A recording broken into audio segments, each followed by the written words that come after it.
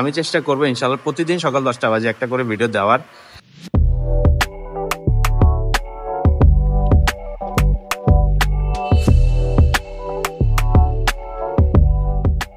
আসসালামু আলাইকুম, সবাই কেমন আছেন? আশা করছি ভালো আছেন। আমি আলহামদুলিল্লাহ ভালো আছি।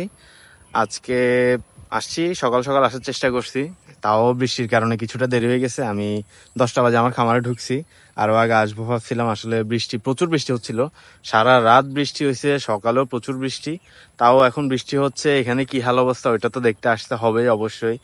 জাকির ভাই আর ইব্রাহিম কাকারে কিছু কাজ দিয়ে গেছিলাম, ওগুলাও করছে নাকি, ওটা দেখতে তো আসবো বা দেখতে আসছি। আর মানে অন্যান্য সাইডে কোনো ক্ষয়ক্ষতি হচ্ছে নাকি। যতদিন চিটং ছিলাম ততদিন তো ওগুলার খবর নেওয়া হয়, মানে খবর ফোনে ফোনে নেওয়া হয়েছে, দেখা হয়নি। তো এখন যেহেতু নোয়াখালীতে আছি, যেভাবে হোক আসতে হবে এই আর কি। তো আমি এখন বর্তমানে আমাদের এই যে 2 পুকুরে যেখানে আমরা গতবার মাটি কাটছি, এই আড়া থেকে এখানে আছি। আর আপনাদেরকে এখানে দেখাবো বলে এখান থেকে এই ভিডিওটা স্টার্ট করছি।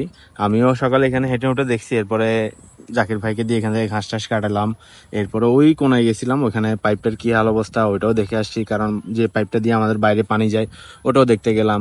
এরপরে ওইখান দিয়ে পেঁপে গাছ যেটা আছে, ওই পেঁপে গাছটাতে পেঁপে প্রায় 4-5টা পেকে গেছে, ছোট ছোট একদম, বাট পেকে গেছে, পাখি নষ্ট করে ফেলবে, এই জন্যই আসলে ওগুলা নিয়ে ফেলা হয়েছে। আর এখনো বৃষ্টি হচ্ছে দেখতে পাচ্ছেন।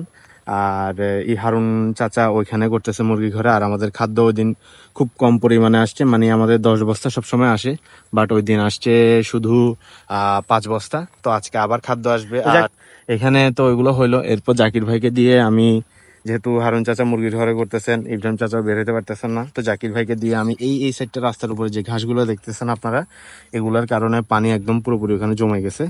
আর রাস্তাটা প্রচুর পরিমাণে শ্যাওলা হয়ে গেছে, হাঁটা যাচ্ছে না। তো ওগুলা পরিষ্কার করাচ্ছি, পরিষ্কার করে দিলে পানিগুলো ইনশাল্লাহ হয়তো এদিকে চলে আসবে ফ্লোতে। আর ঘাসের জন্য এতদিন আসতে পারতেছিল না, ঘাসের শিকড়ে এই মাটি সব কি অবস্থা আপনারা দেখেন। ওইসব সাইডের কন্ডিশন ওই দিন প্ল্যান করছি, এখানে আমরা মালচিং পদ্ধতিতে করব শাকসবজি। ইনশাল্লাহ ওইটা অবস্থা বুঝে আমরা খুব দ্রুত স্টেপ নিব। যেহেতু আমি ছিলাম না, অনেক কিছু ডিলে হয়ে গেছে, এটা আসলে করার কথা ছিল আরো আগে। এই আর কি, যাক, ওই যে ম্যানেজমেন্টের অভাব, পুরনো যেসব ভিডিওতে বলছিলাম ম্যানেজমেন্টের অভাব। আসলে যতই ফোনে বলি লাভ হবে না, বা যতই বলে দিব এটা করার জন্য এটা করার জন্য, বা লোককে বলে যাব, এটা হবে না। জায়গায় থেকে যতটুকু করা পসিবল, জায়গা থেকে দরকার হলে বসে থাকা, বা জায়গা থেকে যতটুকু করতেছে ওটা আমি দেখতে পাচ্ছি ওনারা করতেছে কি করতেছে না। আমি দূর থেকে যদি বলি যে এটা করেন ওটা করেন, ওনারা করবে না, বা মানে কি করতেছে না করতেছে ওইটুকু পর্যবেক্ষণ করা পসিবল হয় না। হয়তো ফোনে কথা বলতেছি, ওখানে তার ভিডিও কলে সবসময় ওনাদের সঙ্গে কন্ট্যাক্ট করা পসিবল হয় না। তো যাই হোক, এই আর কি কন্ডিশন। বৃষ্টি তো দেখতে পাচ্ছেন, আকাশ খারাপই অবস্থা। আর গরু ঘরের দিকে এলাম, ছাগলগুলাও দেখলাম মোটামুটি ঠান্ডা, তো মানে পরিবেশ ঠান্ডার কারণে ওদেরও কিছুটা তো ঠান্ডা লাগতেছে। তো দেখি এটা কি, মানে কি করা যায়। এখন যদি গায়ে কিছু পরাই দিই বা চটের বস্তা পরাই দিই, সেক্ষেত্রেও কিন্তু বৃষ্টির পানি টানি ছটকা টটকা পরে যখন বৃষ্টি বেশি হয় তখন অবস্থা, সেই চটের বস্তাটাও ভিজে যাবে। তো যাই হোক, দেখি পরিস্থিতি। আর ইনশাল্লাহ হয়তো আমি আসছি এখন, আসার মানে এখন আমরা পুকুরে জাল ফেলবো ইনশাল্লাহ, আমি চিন্তা ভাবনা করতেছি এখনো, দেখি। আর বাজারের কি হাল অবস্থা ওইটারও খোঁজ খবর নিব, নিয়ে দেন একটা স্টেপ নিব। যতদিন আছি ততদিন প্রতিদিনই কিছু না কিছু করার চেষ্টা করতেছি। মানে আগে তো খুব যতটুকু হচ্ছে ওইভাবেই চলতে থাকে, আমি না থাকলে কিছু কিছু পরিবর্তন হয়। মানে ধরেন 30 দিনের ভিতরে হয়তো 2-3টা জিনিস পরিবর্তন হয়েছে। আর যদি থাকি সেক্ষেত্রে ইনশাল্লাহ হয়তো আরো বেশি পরিবর্তন হয়। অবশ্য আপনারা দেখতেই পান যতটুকু আমি করতে পারি বা করানোর চেষ্টা করি, এই আর কি। তো যাক, এখন আমি মুরগির ঘরের দিকে যাচ্ছি। মুরগির ঘরের হিসাবটা টানতে হবে, কারণ আগামীকালকে আবার আমাদের ডিম যাবে। ডিম এখান থেকে নিতে খুবই কষ্ট হয় মাটির রাস্তাটা দিয়ে। আমি ইনশাল্লাহ দেখি একটা ভিডিও করব মাটির রাস্তা দিয়ে যাওয়ার সময়, আপনাদেরকে ওইটাও দেখাবো যে আমাদের রোডটার কি অবস্থা। চলুন আমি মুরগি ঘরের দিকে যাই, আমাদের ডিমের কি হাল অবস্থা ওগুলো দেখাই আপনাদেরকে, আর সঙ্গে থাকুন। তো এই তো আমি মুরগি ঘরে চলে আসছি। আর হারুন চাচা আমাদের লিটারগুলো পরিষ্কার করতেছেন। এই যে এইদিকে মোটর দিয়ে লিটার পরিষ্কার হচ্ছে। আর এই মুরগিটার ঝুলি বের হয়ে গেছে হঠাৎ করে, মানে ডিমের থলি যেটা সেটা বের হয়ে গেছে।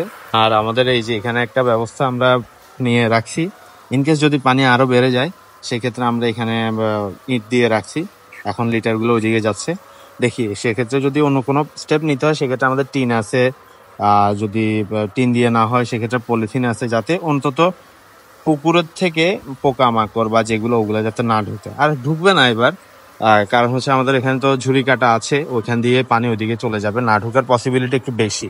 সেক্ষেত্রেও যদি ঢুকে, আল্লাহ না করুক, একটা পদক্ষেপ আমাদের নিয়ে রাখতে হবে, একটা পূর্ব প্রস্তুতি তো অবশ্যই নিয়ে রাখতে হবে যে সবকিছুর, এই আর কি। তো এই তো আমাদের মুরগি ঘরের অবস্থা গতকালকে দেখালাম। আর এখানে কিছু এই ডিম জমে গেছে, আমরা ইনশাল্লাহ বেশি বাড়াবো না ডিম।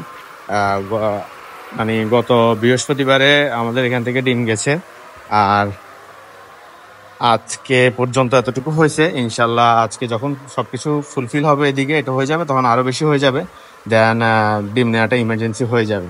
তো যাক, ইনশাল্লাহ আগামীকালকে নিয়ে যেতে হবে। আর বেশি হইলে এখান থেকে ভ্যান গাড়ি করে মসজিদ পর্যন্ত নেওয়াটা খুব টাফ হয়ে যাবে, এই জন্য আমরা বেশি দিন এখন আর জমাই না। আর এই তো আমি এখন এখানে হিসাবগুলো টানবো, গতকালকের হিসাবগুলো টেন দেখি। এর আগের গুলো টানা হয়েছে, ওই দিন আমি টানছিলাম। গতকালকে গুলো টানবো, এরপরে আজকের গুলোতে আগামীকালকে টানবো। তো ইনশাল্লাহ আপনাদের সঙ্গে পরবর্তী আরেকটা ভিডিওতে দেখা হবে।